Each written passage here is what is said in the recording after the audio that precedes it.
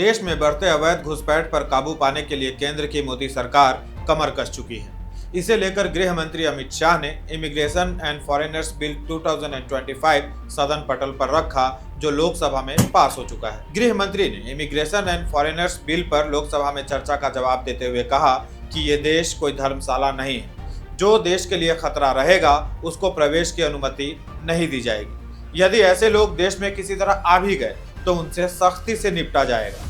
भारत में आने वाले सभी विदेशी नागरिकों की जानकारी रखी जाएगी। और ये विधेयक के पास होने के बाद संपूर्ण व्यवस्थित, एकीकृत और अप टू डेट लेखा जोखा हर भारत में आने वाले विदेशी नागरिक का रखने का काम होगा।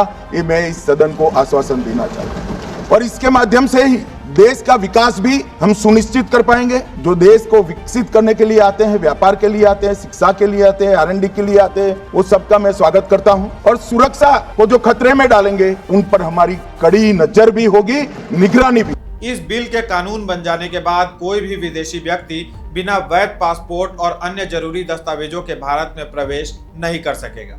यदि ऐसा किया तो उसे तुरंत डिटेन कर लिया जाएगा। उसके बाद 5 साल तक की जेल और 5 लाख रुपए तक का जुर्माना लगेगा।